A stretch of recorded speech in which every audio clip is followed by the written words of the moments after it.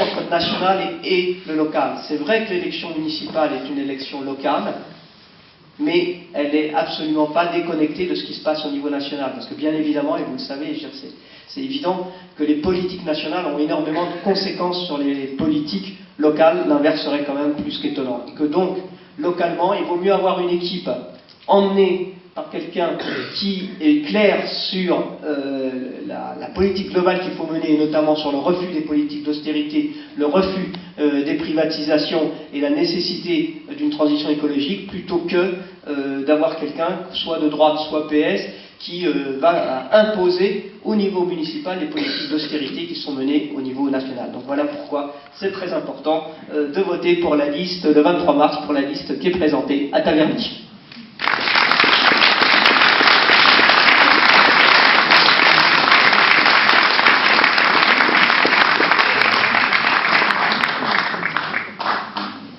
Bonsoir à tout le monde et merci de votre invitation. Alors l'avantage d'avoir été pris dans les embouteillages avec Martine, c'est qu'on s'est un peu réparti le travail, on a eu le temps. Moi, la première chose que je voudrais vous dire, c'est, en faisant quelques meetings en ce moment pour les élections municipales, c'est qu'on a l'impression de vivre un hiver un peu pourri. Alors pas sur le plan météorologique, hein, mais sur le plan économique, social et politique. Imaginons un observateur extérieur qui, pendant 18 mois, aurait été mis de côté de la situation française et qui reviendrait aujourd'hui en France. Il se demanderait deux choses.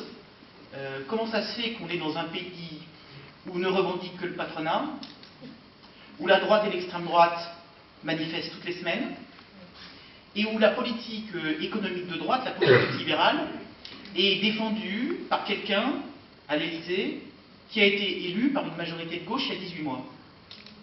L'observateur serait quand même très surpris de ce qui s'est passé